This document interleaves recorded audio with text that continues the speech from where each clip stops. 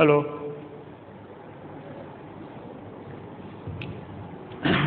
નમસ્કાર વિદ્યાર્થી મિત્રો, એસએન વિદ્યાલયના ઈ લર્નિંગ પ્રોગ્રામમાં હું પિનાકિન રાવલ આપનું ફરીથી સ્વાગત કરું છું. મિત્રો, આપણે સ્વાધ્યાયના પ્રશ્નો ગણતા જઈએ છીએ અને લગભગ 4 કે 5 જ પ્રશ્નો બાકી છે, તો એને આપણે ફટાફટ પૂરા કરી લઈએ આજે.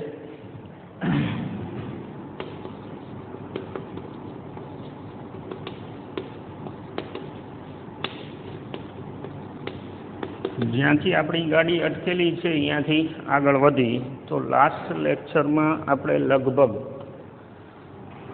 4.7 સુધી ગણેલા છે, તો સ્વાધ્યાયમાં 4.8થી આગળ જઈ.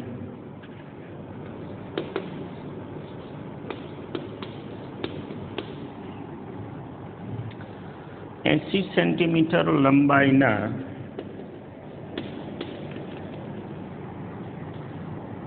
એક સોલેનોઇડ પર પાસ પાસે દરેક 400 આંટાવાળા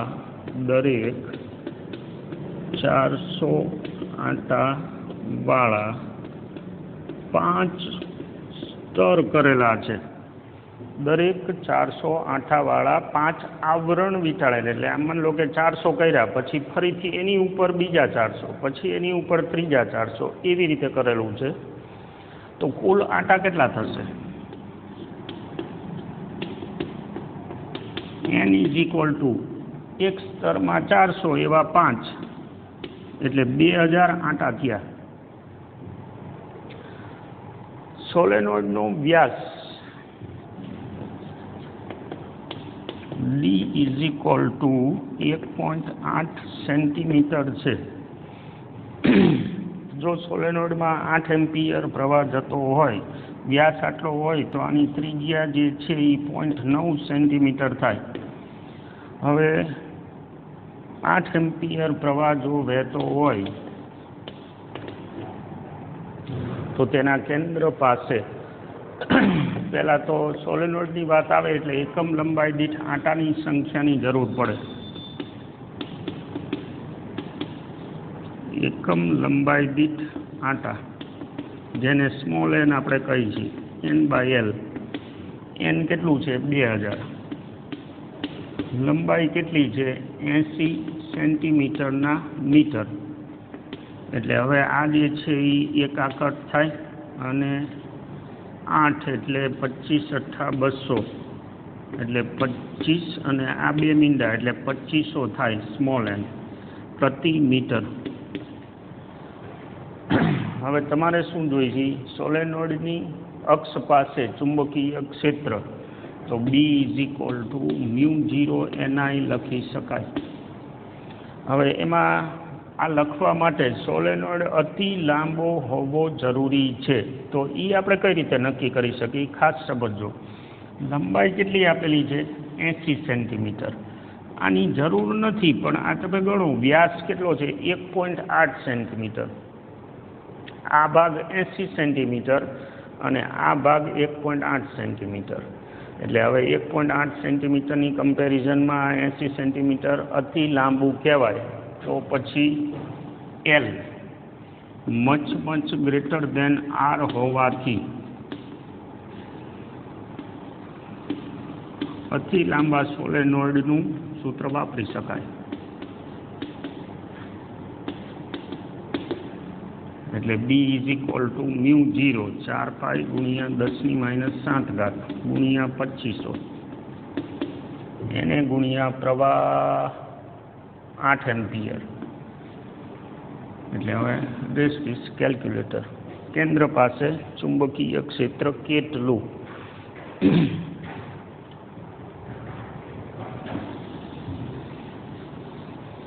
હવે તમને એવો પ્રશ્ન થાય કદાચ કે ધારો કે આ કમ્પેરિઝન ન હોય તો શું? પણ મોસ્ટ ઓફ કેસમાં ટેક્સ્ટબુકમાં આપણે જે ભણેલા છે એને જો ધ્યાનમાં રાખી તો આ લિમિટ તમને આપે જ ખરા, આપે. એટલે એ ખાસ આપણે ધ્યાન રાખી. 4.9.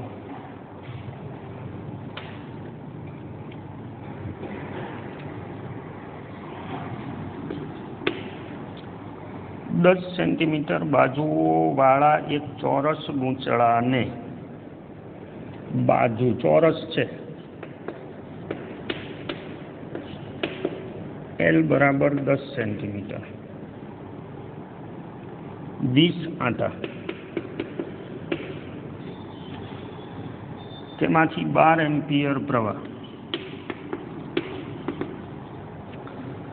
આ ગૂંચળું શિરોલંબ લટકાવેલું છે અને ગૂંચળાના સમતલનો લંબ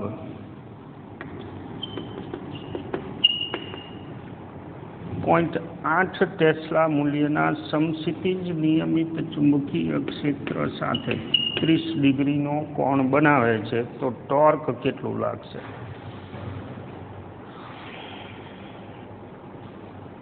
ગૂંચળાના સમતલનો લંબ એટલે ધારો કે ગૂંચળું આમ હોય શિરોલંબ, તો એના સમતલનો લંબ આ બાજુ આવ્યો, આ ગૂંચળું, પછી એના સમતલનો લંબ આ, અને એ ચુંબકીય ક્ષેત્ર સાથે 30 નો ખૂણો બનાવે છે. એટલે ગૂંચળાના સમતલનો લંબ. હવે એક વસ્તુ ધ્યાનમાં રાખીએ આપણે કે માનો કે આ ચોરસ ગૂંચળું છે, હવે એના સમતલનું લંબ એટલે આ એરો મેં બતાવ્યો એ, અને બી સાથે 30 નો કોણ બનાવે છે, આ રીતે લટકેલું છે એના સમતલનો લંબ.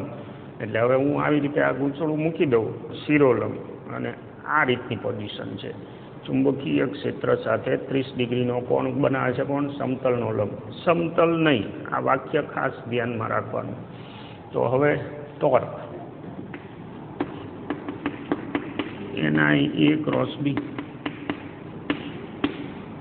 હવે એમાં ટોર્કનું મૂલ્ય NIAB sin થીટા. એમાં NIA ચોરસ છે, ચોરસ હોય તો ક્ષેત્રફળ જે છે એ L² લાગશે. અને હવે આંકડા 20, સવા 12, 10 સેન્ટીમીટર એનો વર્ગ, એને ગુણ્યા ચુંબકીય ક્ષેત્ર 0.8 અને sin 30 1/2. કેલ્ક્યુલેટર દબાઈ દો એટલે હાલે. હા, આ દાખલામાં એમ કીધું હોત કે ગૂંચળાનું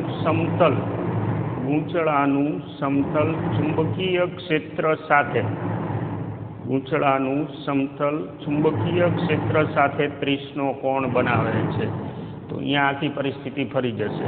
એટલે એ વખતે ગૂંચળું જે છે એનું સમતલ ચુંબકીય ક્ષેત્ર સાથે 30 નો કોણ બનાવે છે, તો એવી વખતે ક્ષેત્રફળનો જે સદિશ છે એ 60 નો ખૂણો બનાવશે. આ વસ્તુ આપણે ધ્યાનમાં ખાસ રાખવાની છે, આ વસ્તુ ખાસ ધ્યાનમાં રાખવાની છે. ઓકે, આગળ વધી.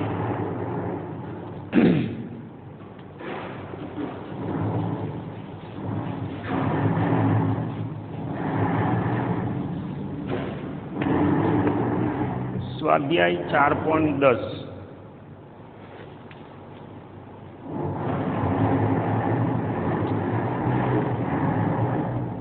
વચ્ચે થોડુંક ડિસ્ટર્બન્સ અવાજનું આવે છે એટલે હું હોલ્ટ મારતો જાઉં છું. 2 ચલિત ગૂંચળાવાળા મીટર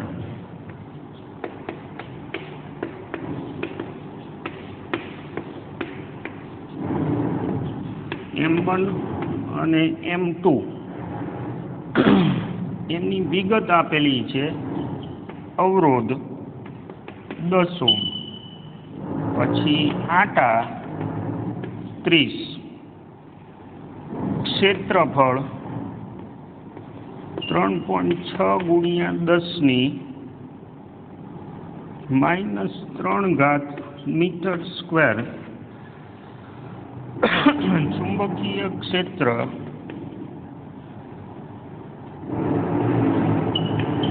0.25 ટેસ્લા. આ બાજુ R2 14 ઓહ્મ, N2 42, A2 1.8 10⁻³ અને B2 0.5 ટેસ્લા. બળ અચળાંક એટલે કે સ્પ્રિંગ અચળાંક પહેલાનો K1 બીજાનો K2 બે થઈને K છે એવું માની લઈએ તો M2 અને M1 ના વિદ્યુત પ્રવાહ સંવેદિતાનો ગુણોત્તર અને વોલ્ટેજ સંવેદિતાનો ગુણોત્તર આપણે ગોતવાનો છે. સંવેદિતા, પ્રવાહ સંવેદિતા અને વોલ્ટેજ સંવેદિતા. ઓકે, પહેલાં તો ચલિત ગૂંચળાવાળા ગેલ્વેનોમીટર માટે NIAB K5 હોય તો પ્રવાહ સંવેદિતા માટે આ સિદ્ધાંત થયો.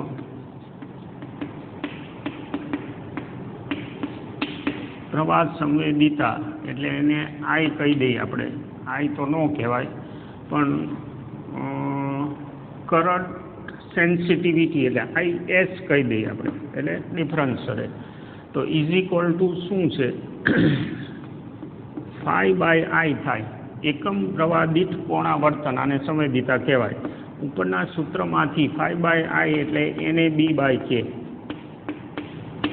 તો પછી IS1 N1A1B1/K અને IS2 N2A2B2/K. તો IS1/IS2 આ K2 માટે સરખો છે એટલે એ કપાઈ જાય. N1A1B1/N2A2B2. આ પ્રવાહ સંવેદિતાનો ગુણોત્તર થયો.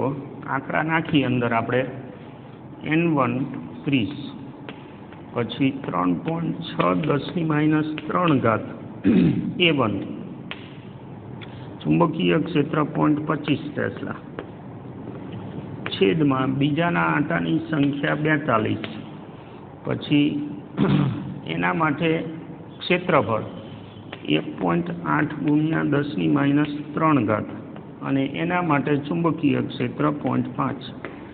Okay, rest is your job. લગભગ આ દોઢની આજુબાજુ આવે છે, ક્યાંક હું જવાબ જોઈ ગયો તો ચેક કરી લેજો. એટલે એનો મતલબ શું થયો કે ભાઈ પહેલાંની એક કરતાં મોટો આંકડો આવ્યો એટલે પહેલું જે ગેલ્વેનોમીટર છે એની પ્રવાહ સંવેદિતા છે એ વધુ છે, એકમ પ્રવાહ દીઠ કોણાવર્તની ઝાઝું બતાવે છે, સંવેદનશીલ વધારે છે. ઓકે, પછી વોલ્ટેજ સંવેદિતાનો ગુણોત્તર પૂછેલો છે. તો એમાં આપણે કંઈ નથી કરવાનું, એને VS કહી દઈએ તો એ IS/R હોય. અવરોધથી ભાગી નાખો, ઓહમનો નિયમ સિમ્પલી, તો એ થઈ જશે NAB/KR. તો VS1 N1A1B1 અથવા તો ભલે ને લખ્યું હવે KR1.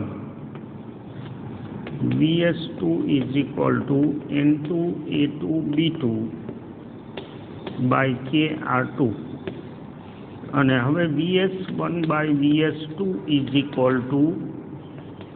N1A1B1 છેદમાં N2A2B2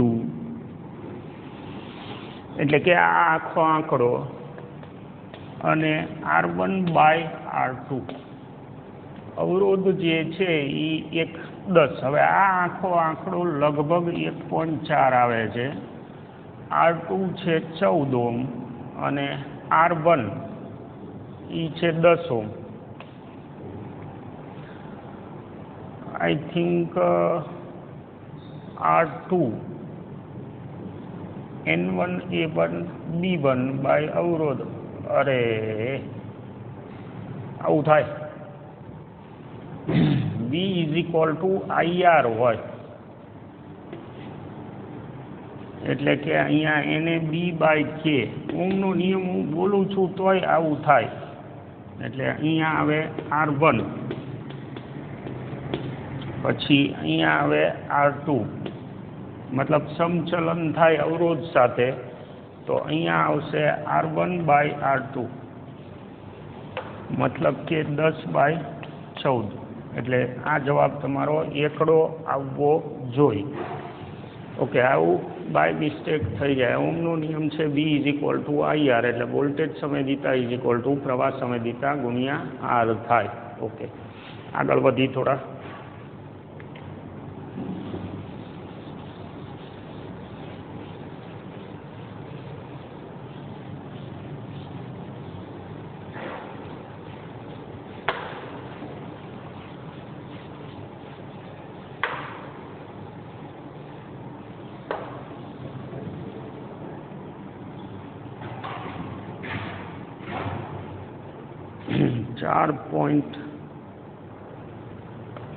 .11 એક ઓરડામાં 6.5 ગોસ.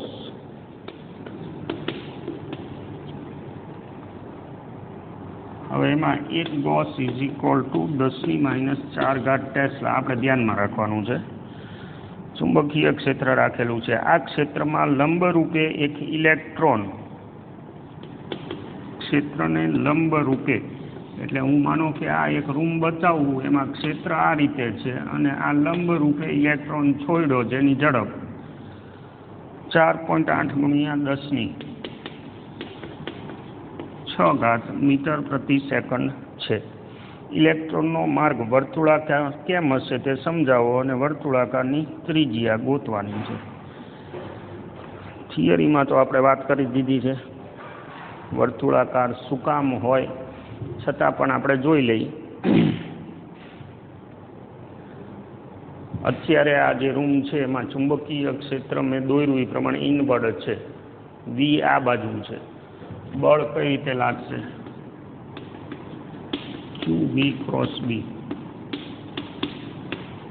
ઇલેક્ટ્રોન છે એટલે -EV × B જવાબ આવશે.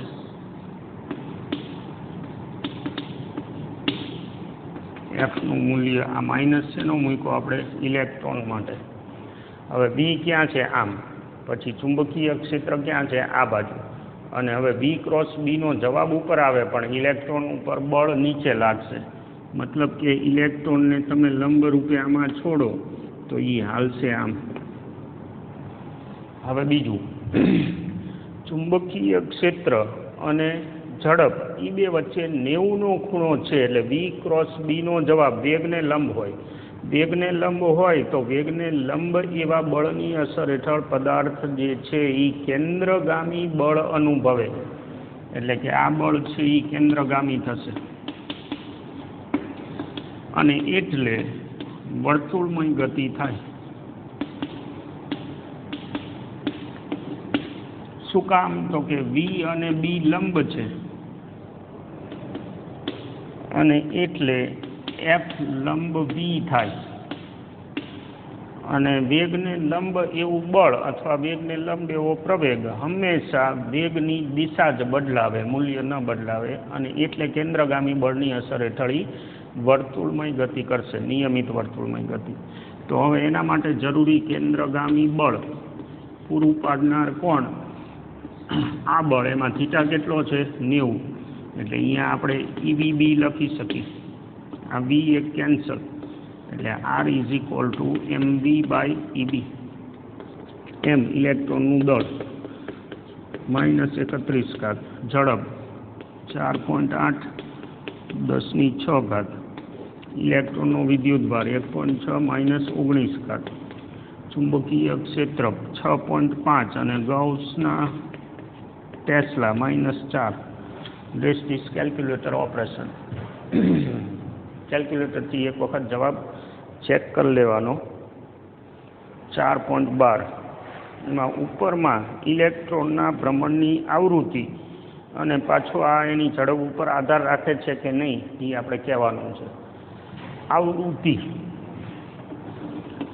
એટલે આ 4.12માં પહેલાં તો ઝડપનું સૂત્ર લખી, V = 2πr, કપાતું અંતર છેદમાં લાગતો ટાઈમ, આવર્તકાળ 2πr 1/t એટલે આવૃત્તિ, b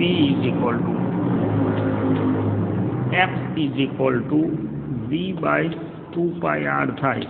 એટલે આમ જુઓ તો તમને એવું લાગે કે આ જે છે એ ઝડપ ઉપર આધાર રાખે છે, પણ vની જગ્યાએ તમે અહીંથી સૂત્ર મૂકો તો ReB/m એને ગુણ્યા 2πr, એમાંથી આ r કેન્સલ એટલે EB/2πm થયું.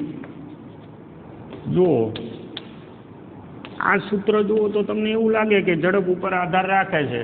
એકચ્યુઅલમાં v ચલ રાશિ છે, અહીંયા જે પોતે પાછું શેના ઉપર આધાર રાખે છે, r ઉપર આધાર રાખે છે, એટલે અહીંયા ચલન નીકળી જાય છે. એટલે હવે એવું કહેવાય કે ઝડપ ઉપર આધાર રાખતું નથી.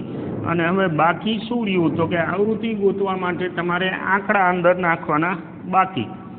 તો f -19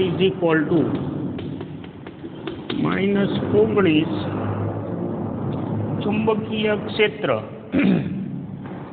6.5 - 4 છેદમાં 2π અને દળ 9.110 - 31 રેસ્ટ ઇઝ કેલ્ક્યુલેટર ઓપરેશન.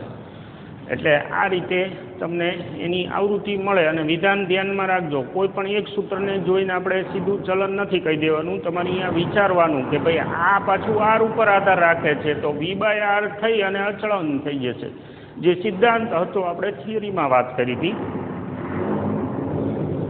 એટલે શું કે ભાઈ ત્રિજ્યાને ઝડપ સાથે લેવા દેવા છે સમચલન, પણ આવૃત્તિ અચળ હોય એવું આપણે સાબિત કર્યું હતું. આગળ વધી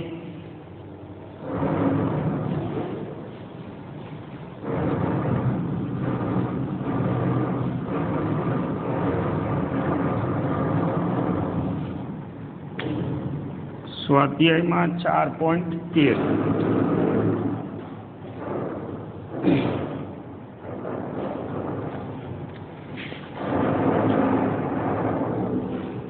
એક ટેસ્લા જેટલા નિયમિત સમક્ષિતિજ ચુંબકીય ક્ષેત્રમાં 8 સેન્ટીમીટર ત્રિજ્યા અને 30 આંટા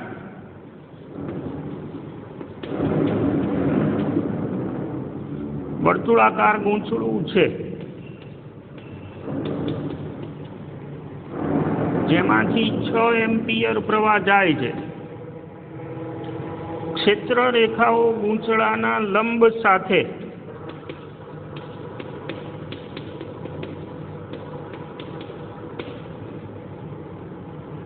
/60 ખૂણો બનાવે છે. જો આ શબ્દ આપણે પહેલાં વાત કરી હતી, લંબ સાથે ડાયરેક્ટ બને છે, સમતલ સાથે નહીં. ગૂંચળાનું આવર્તન ન થાય તે માટે તેના પર લગાડવા પડતા ટોર્ક જરૂરી વિરુદ્ધ દિશાના. હવે આ ટોર્ક તો લાગશે કેટલું, NIAB sin θ. હવે આટલું ને આટલું વિરુદ્ધ દિશાનું ટોર્ક લગાડીએ આપણે તો એ ગૂંચળું સ્થિર રહેશે. એટલે સંતુલનની સ્થિતિ માટે આટલું ટોર્ક જે લાગે છે એટલું વિરુદ્ધ દિશાનું ટોર્ક લગાડવું પડે. હવે એમાં N I ગૂંચળું વર્તુળાકાર છે, B sin θ આંકડા નાખી દઈ. આંટા 30, પ્રવાહ 6, પાઈ ત્રિજ્યા 8 સેન્ટીમીટરનો વર્ગ ગુણ્યા ચુંબકીય ક્ષેત્ર 1 sin 60 કેલ્ક્યુલેટર ન્યૂટન મીટરમાં જવાબ. આટલું ટોર્ક તમારે લગાડવું પડે. હવે આમાં બીજો પ્રશ્ન પૂછેલો છે કે જો એમાં દર્શાવેલ ગૂંચળાની જગ્યાએ અનિયમિત આકારનું બીજું કોઈ સમતલ ગૂંચળું રાખવામાં આવે તો જેનું ક્ષેત્રફળ આટલું જ હોય તો જવાબ બદલાય ના. ક્ષેત્રફળ જે છે એ બીજું આટલું જ રાખે. એટલે આકાર ગમે તે હોય પણ એ જો એટલો ને એટલો આંકડો હોય તો બાકીના કોઈ આંકડા બદલાતા નથી, તો ટોર્કનું મૂલ્ય એટલું જ રહેશે. ઓકે, વધારાનું સ્વાધ્યાય કોર્સમાં નથી. વધારાનું સ્વાધ્યાય કોર્સમાં નથી. એટલે અહીંયા આપણું ચોથું ચેપ્ટર કમ્પ્લીટ પૂરું થયું. જેમ પહેલાં બીજા ત્રીજા ચેપ્ટરમાં આપણે વાત કરી હતી કે સ્વાધ્યાયના અમુક પ્રશ્નો મેં તમારા માટે છોડ્યા હતા, પણ અહીંયા ચોથું ચેપ્ટર સંપૂર્ણ રીતે આપણે પૂરું કર્યું છે. એટલે મારી સાઈડ કોઈ ટાસ્ક ચોથા ચેપ્ટરમાં બાકી રહેતી નથી, સિવાય કે ડાઉટ ડિફિકલ્ટી. ઓકે, અહીંયા હું રજા લઈશ. નેક્સ્ટ વિડીયોથી આપણે નેક્સ્ટ લેક્ચરથી આપણે ચેપ્ટર 5 ચાલુ કરશું. Thank you. નમસ્કાર.